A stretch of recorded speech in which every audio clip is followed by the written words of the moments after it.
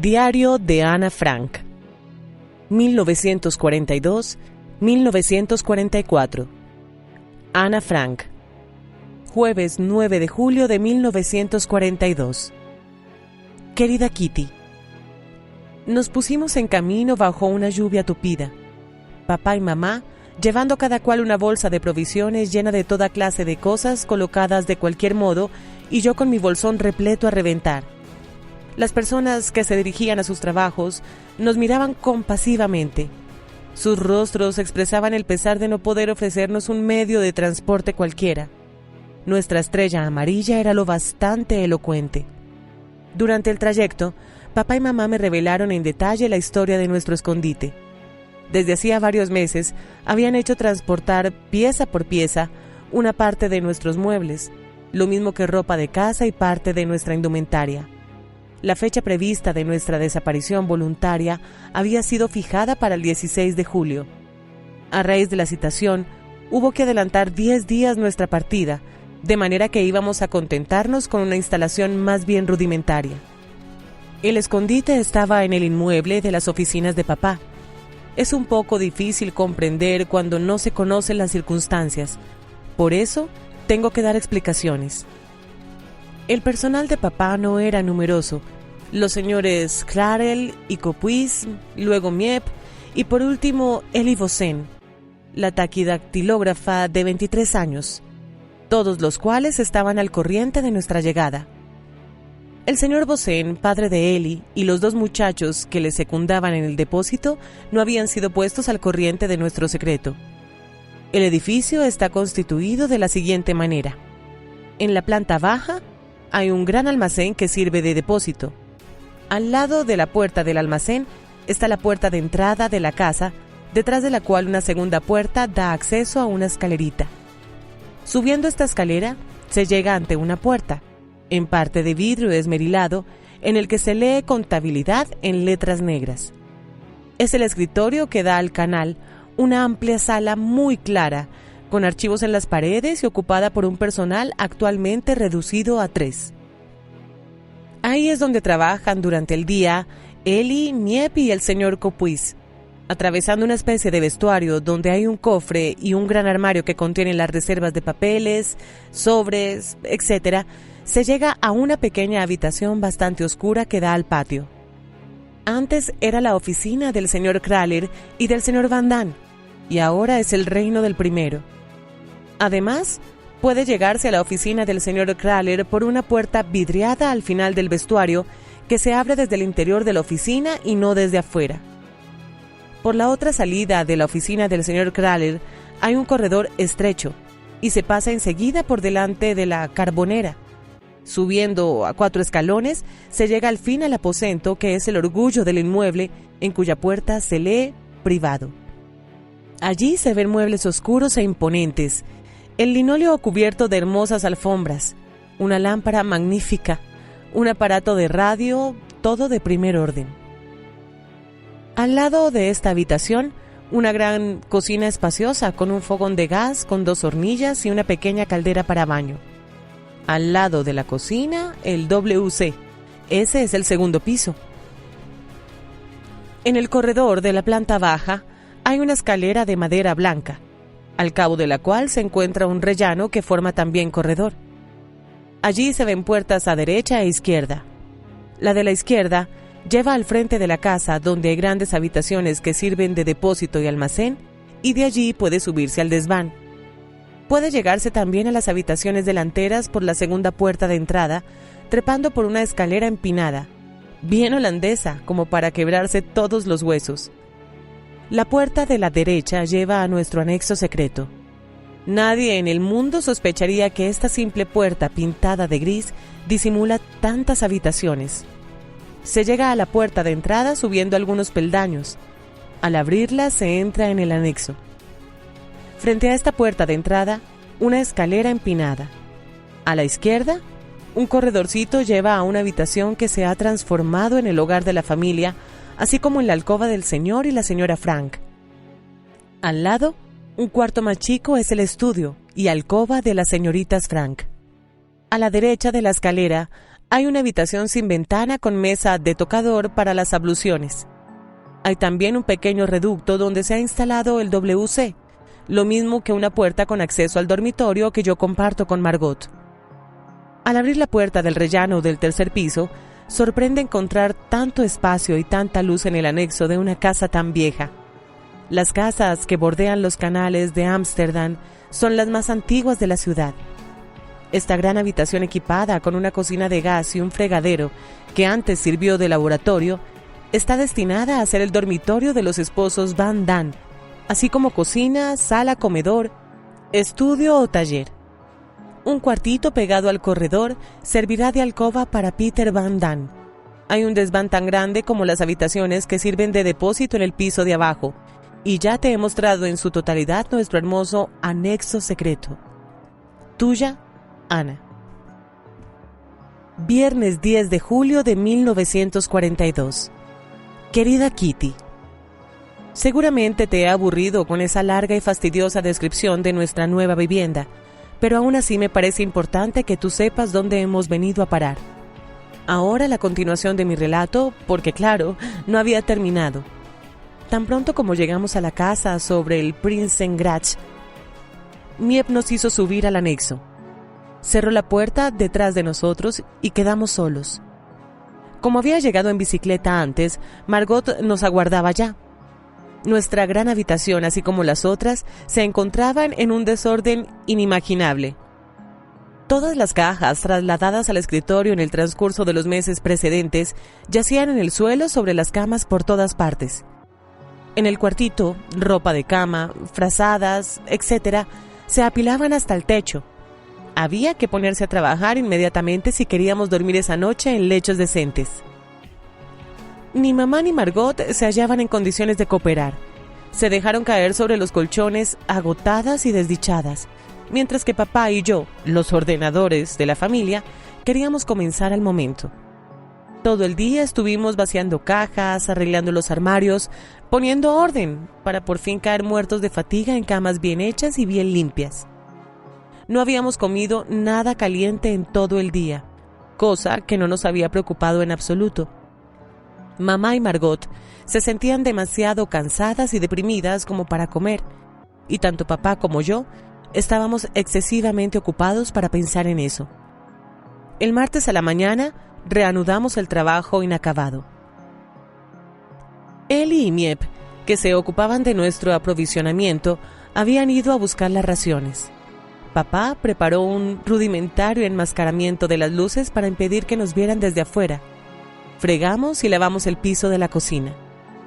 Hasta el miércoles no tuve un minuto para pensar en la convulsión que de la noche a la mañana cambiaba completamente mi vida. Por fin he encontrado un momento de tregua para contarte todo esto y para darme cuenta también de lo que me ha sucedido y de lo que puede ocurrir todavía. Tuya, Ana. Sábado 11 de julio de 1942. Querida Kitty, ni papá, ni mamá, ni Margot han podido habituarse aún al carrillón del Westerturm que suena cada cuarto de hora. A mí me pareció maravilloso desde el primer momento, sobre todo de noche, cuando un sonido familiar da aliento. ¿Te interesa quizá saber si me gusta mi escondite? Debo decirte que yo misma no lo sé aún. Creo firmemente que nunca podré considerarme en mi hogar, en esta casa, lo que no significa que ella sea lúgubre. Tengo más bien la impresión de que estoy en una pensión muy curiosa. Tal opinión a propósito de un escondite puede parecerte extraña, pero yo no lo veo de otra manera. Nuestro anexo es ideal como refugio. Aunque se inclina para un lado y es húmedo, no se encontraría un escondite tan cómodo en el resto de Ámsterdam y quizá en toda Holanda. Nuestro dormitorio, con sus paredes lisas, parecía desnudo. Gracias a papá, que con antelación trajo mis fotos de artista de cine y mis postales, pude poner manos a la obra con cola y pinceles y he ilustrado profusamente mi cuarto. Queda mucho más alegre, y cuando lleguen los Van Damme, veremos lo que se puede hacer con la madera del desván. ¿Acaso sea posible sacar de ella algunos armaritos y estantes? Mamá y Margot se han repuesto un poco. Ayer, por primera vez, mamá se sintió lo suficientemente bien como para hacer una sopa de arvejas, pero, charla que te charla, se olvidó de ella, a tal punto que fue imposible arrancar de la cacerola las arvejas carbonizadas. El señor Cupuis me ha traído un libro, Book voor de Huetk. Anoche, los 4, fuimos a la oficina privada para oír la radio de Londres. Yo estaba tan preocupada pensando que alguien pudiera oírla que literalmente supliqué a papá que volviéramos arriba al anexo. Comprendiendo mi angustia, mamá subió conmigo. También en otros casos tenemos mucho miedo de ser oídos o vistos por los vecinos. Confeccionamos cortinas el primer día de nuestra llegada. No son cortinas propiamente dichas, compuestas como están de retazos de tela diferentes en cuanto a la forma, el color, la clase y el diseño.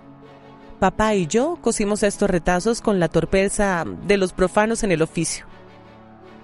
Estos ornamentos abigarrados han sido sujetos con chinches a las ventanas y ahí quedarán hasta que salgamos de aquí. El edificio de la derecha está ocupado por una gran casa mayorista, el de la izquierda por un fabricante de muebles. ¿Podrán oírnos? Nadie se queda en esos inmuebles después de las horas de trabajo, pero no hay que fiarse. Hemos prohibido a Margot que tosa de noche, pues ha pescado un fuerte resfriado, y la atiborramos de codeína. Pienso con alegría en la llegada de los Van Damme, a quienes esperamos el martes. Será más divertido y habrá menos silencio. Es sobre todo el silencio lo que me asusta por la tarde y por la noche. Daría cualquier cosa para que uno de nuestros protectores viniera a dormir aquí. No te imaginas cuán opresivo resulta el hecho de no poder salir nunca, y tengo muchísimo miedo de que seamos descubiertos y fusilados. Durante el día debemos caminar silenciosamente y hablar en voz baja, para que no nos oigan en el depósito. Me llaman. Tuya, Ana. Viernes 14 de agosto de 1942. Querida Kitty, hace un mes que te dejé, pero en verdad no había bastantes novedades para contarte. Los Van Damme llegaron el 13 de julio. Los esperábamos el 14. Pero como los alemanes habían empezado a inquietar a una cantidad de gente entre el 13 y el 16, con citaciones a diestro y siniestro, los Van Damme prefirieron llegar un día antes para mayor seguridad. El primero en aparecer a las 9:30 de la mañana, cuando todavía estábamos desayunando, fue Peter, el hijo de los Van Damme, que está por cumplir 16 años. Es un muchacho de modales suaves, desgarbado y tímido, que trajo consigo a su gato Muishi. No espero gran cosa de él como compañero. El señor y la señora Van Damme llegaron media hora más tarde. La señora provocó nuestra hilaridad al sacar de su sombrerera un enorme orinal. «Sin él no puedo vivir», declaró.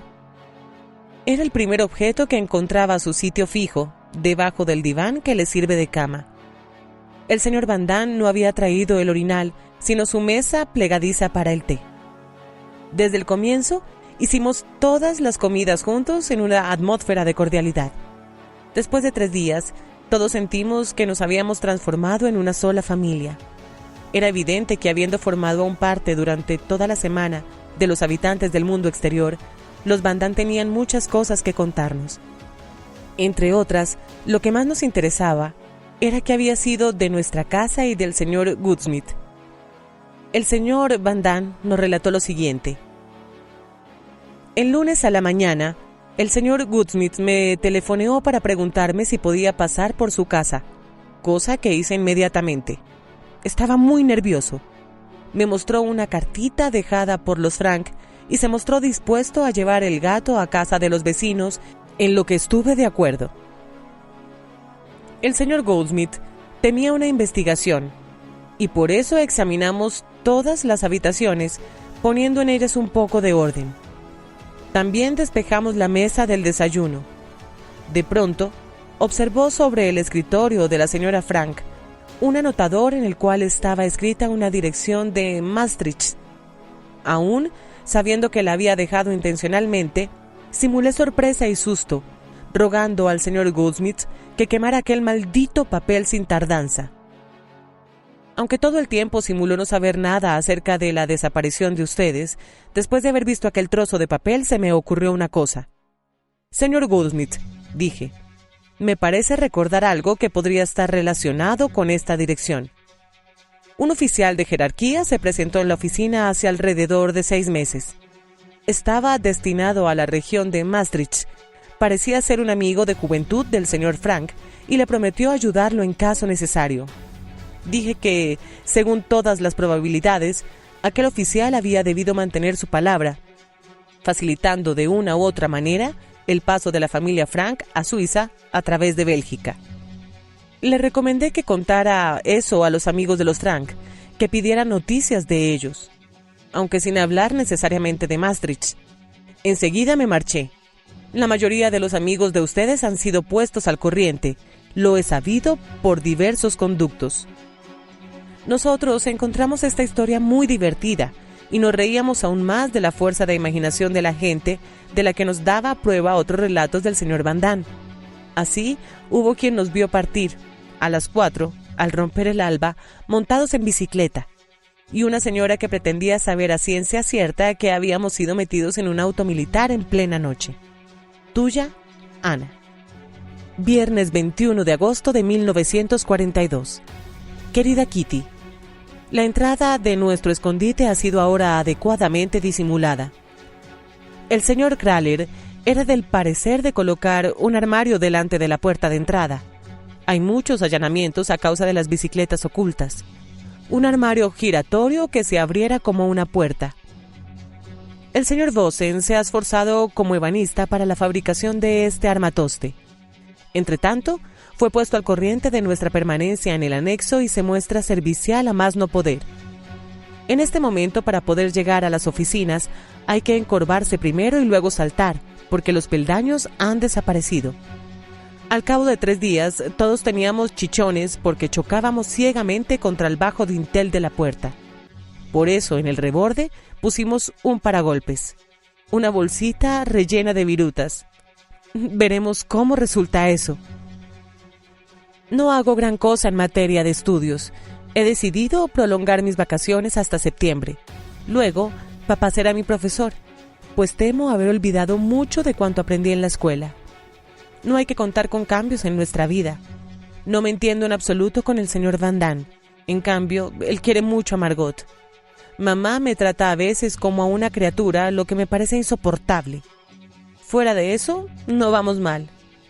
Peter sigue sin gustarme. Es tan aburrido. Se la pasa tendido en la cama la mitad del tiempo. A veces hace algún trabajo de carpintería y luego vuelve a la cama. ¡Qué tonto! El tiempo es hermoso y a pesar de todo lo aprovechamos soleándonos sobre un catre en el desván, por donde el sol entra a raudales a través de una claraboya. Tuya, Ana. Miércoles 2 de septiembre de 1942. Querida Kitty, el señor y la señora Van Damme han tenido una pelea terrible. Nunca había oído cosas semejantes porque papá y mamá no pensarían jamás en gritarse así. La causa, una verdadera insignificancia, por la que no valía la pena reñir. En fin, cada cual tiene sus gustos. Naturalmente para Peter la cosa es muy desagradable, pues debe tomar partido por uno u otro. Pero como es tan susceptible y perezoso, nadie lo toma en serio. Ayer estaba insoportable, porque tenía la lengua azul en vez de roja. Desde luego, esta singularidad desapareció en un abrir y cerrar de ojos. Hoy sufre de tortícolis y se pasea con una bufanda anudada al cuello. El caballero se queja también del lumbago. También suele experimentar dolores en el corazón, los riñones y los pulmones. Es un verdadero hipocondriaco. Es esa la palabra, ¿verdad? Entre mamá y la señora Van Damme hay bastantes desinteligencias. Existen desde luego razones para ello. Te daré un ejemplo. La señora Van Damme ha retirado del armario donde se encuentra nuestra ropa en común todas sus sábanas, que eran 3. Ella juzga natural que la ropa de mamá sirva para todo el mundo. Se va a sentir muy decepcionada cuando compruebe que mamá ha seguido su ejemplo. Además, se siente muy molesta porque nos servimos de su juego de mesa y no del nuestro para uso común. Trata por todos los medios de saber qué hemos hecho de nuestros platos de porcelana, los cuales están mucho más cerca de lo que ella supone. En el desván, alineados en cajas de cartón detrás de los cartapacios. Los platos son inhallables, permanecerán allí tanto tiempo como nosotros. Siempre tengo mala suerte.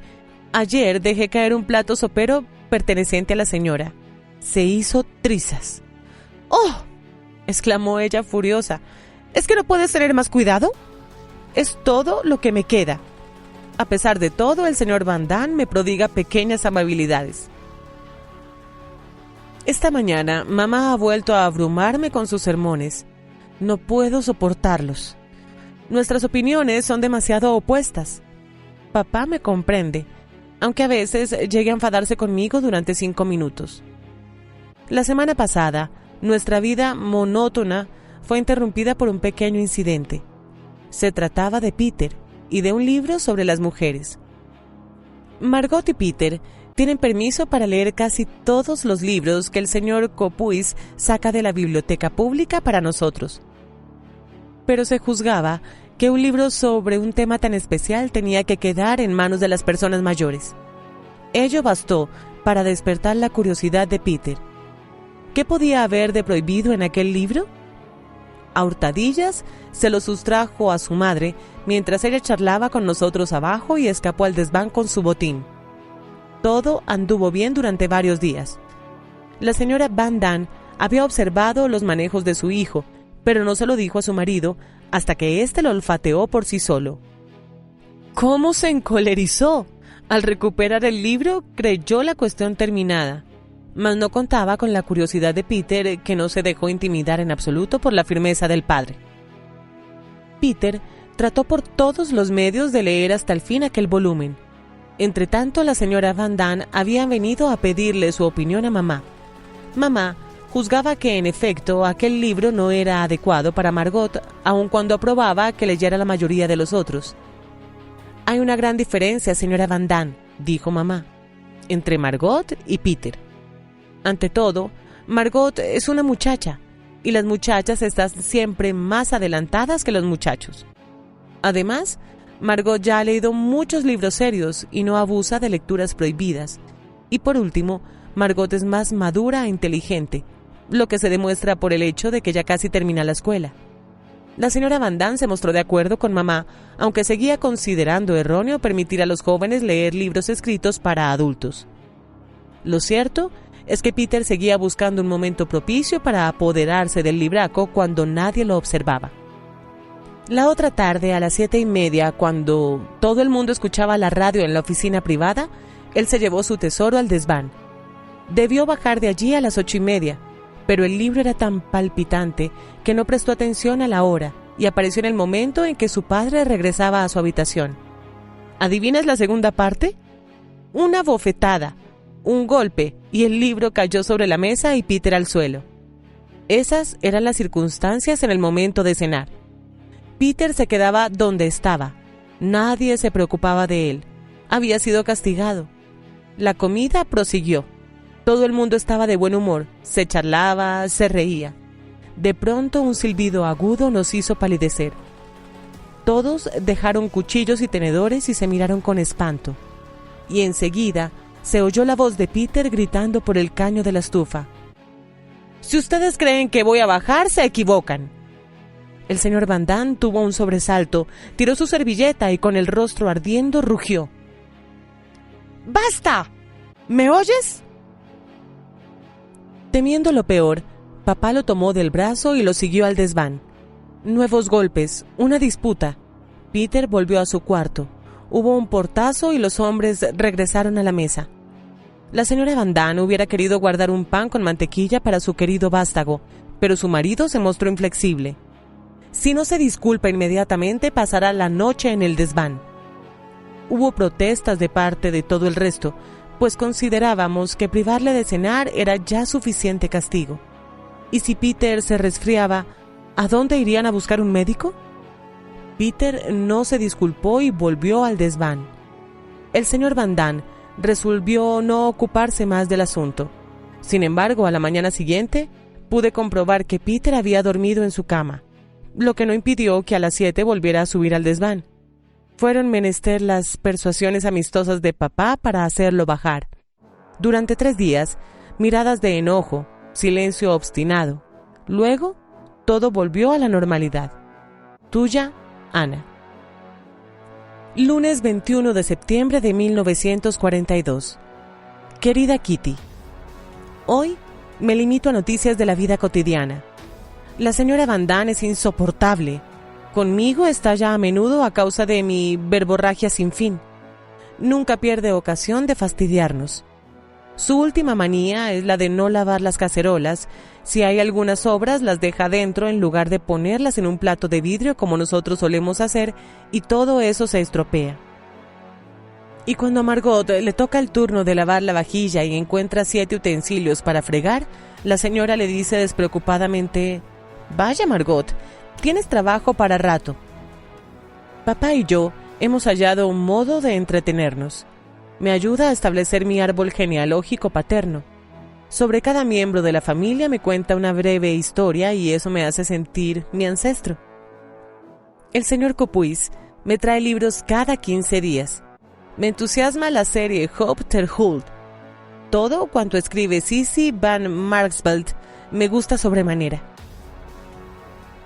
He leído Alegría de Estío por lo menos 4 veces, y las situaciones burlescas siguen haciéndome reír. He reanudado mis estudios. Me esfuerzo mucho con el francés, y cada día empollo 5 verbos irregulares. Peter la ha emprendido con el inglés con enormes suspiros. Acaban de llegar algunos libros de texto. Yo había traído una provisión de cuadernos, lápices, gomas y etiquetas. Escucho a veces la audición holandesa que transmiten desde Londres. El príncipe Bernardo acaba de hablar. La princesa Juliana tendrá otro hijo en enero, anunció. Me he alegrado. Aquí se sorprenden de que tenga tanta simpatía por la familia real holandesa. Hace algunos días, los mayores juzgaban que al fin y al cabo yo no era tan tonta. Aquel mismo día tomé la firme resolución de trabajar más. No quisiera volver a encontrarme en la misma clase a los 14 o 15 años. Enseguida se mencionó el hecho de que casi todos los libros de los mayores me estaban vedados. Mamá lee en este momento Herrenbrochen en Kempten, pero a mí me lo han prohibido. Primero tendré que madurar más como mi talentosa hermana, que ya leyó esa obra. Se ha hablado también de mi ignorancia. Yo nada sé de filosofía ni de psicología. Quizás sea menos ignorante el próximo año. Acabo de consultar en el diccionario estas difíciles palabras. Compruebo algo alarmante. No tengo más que un vestido de mangas largas y 3 chalecos para el invierno. Papá me ha permitido tejer un suéter blanco con lana de oveja. La lana no es muy bonita, cierto, pero su calor será una compensación. Tenemos más ropas nuestras en casa de otras personas. Lástima que no podamos ir a buscarlas antes de que termine la guerra, y aún así, quién sabe si las recuperaremos. Hace un momento apenas terminaba de escribir sobre la señora Van Damme, ella tuvo la ocurrencia de entrar en la habitación. ¡Tac! Diario cerrado. ¿Qué, Ana? ¿No me permites ver tu diario? Me temo que no.